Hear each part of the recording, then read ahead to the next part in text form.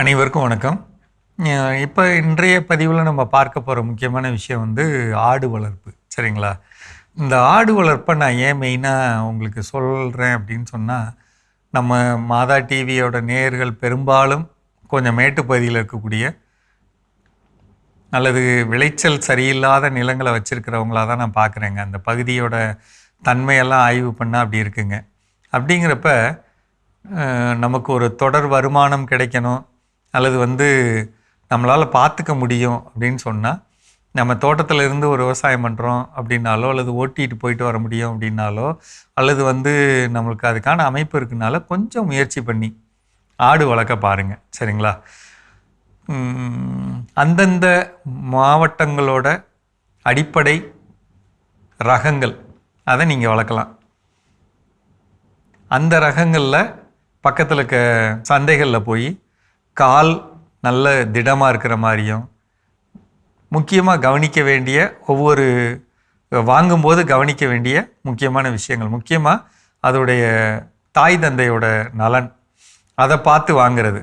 இதெல்லாம் எப்படி தெரியும்னாங்க, எனக்கு தெரிஞ்சு ஒரு இந்த புரோக்கர் இருப்பாங்க இல்லைங்களா, அந்த புரோக்கர்கள் எப்படி இருப்பாங்கன்னா, இடைத்தரகர்கள் வந்து உங்களுக்கு நீங்கள் வளர்க்குறீங்க, உங்களுக்கு பிடிச்சு போச்சு அப்படின்னு சொன்னால் அவங்களே சொல்லுவாங்க, இந்த ஊரில் இவர்கிட்ட இத்தனை ஜோடி வந்து நல்லா இருக்குது அப்படின்னே சொல்லுவாங்க.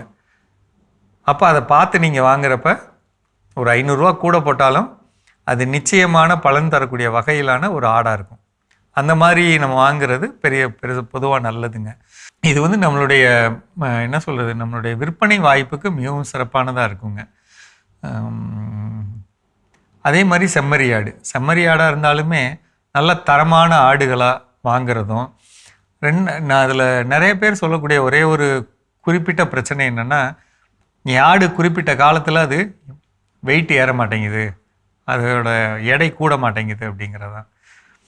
எடை கூடணும் அப்படின்னு சொன்னாலேங்க ஒரு சின்ன விஷயம் நல்லா தெரிஞ்சுக்கங்க.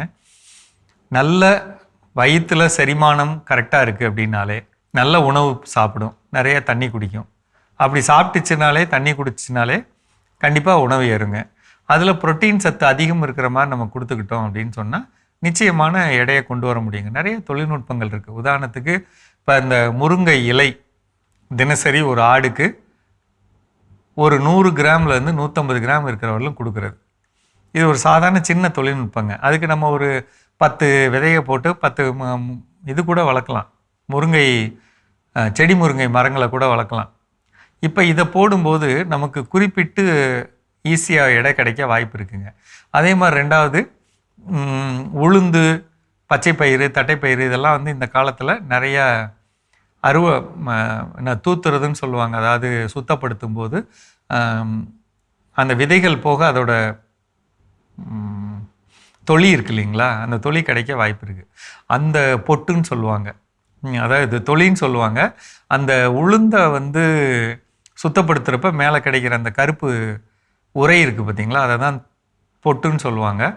அப்போ அதுவும் இதுவும், அந்த துளியாக இருந்தாலும் சரி பொட்டாக இருந்தாலும் சரி, இதை தூளாக்கி நம்ம கையில் வச்சுக்கிட்டோம்னா அதை கொடுக்க அந்த ஆடுகளுக்கு வேகமான வளர்ச்சி.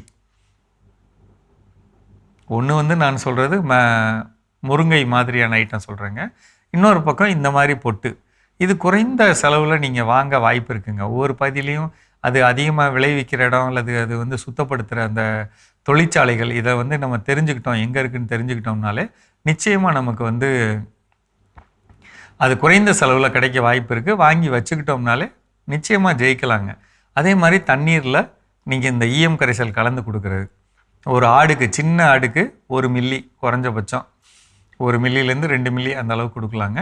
பெரிய ஆடுகள், அதாவது ஒரு 6 மாதத்துக்கு மிஞ்சிய ஆடுகள் அப்படின்னு, அல்லது ஒரு 4 மாதத்துக்கு பெருசாகவே போனாலுமே ஒரு 5 மில்லி வரலும் நம்ம ஈயம் கரைசல் கொடுக்க அதோடைய என்ன சொல்கிறது, வயிறோட செரிமான தன்மை வந்து மிகச்சிறப்பாக இருக்கும்.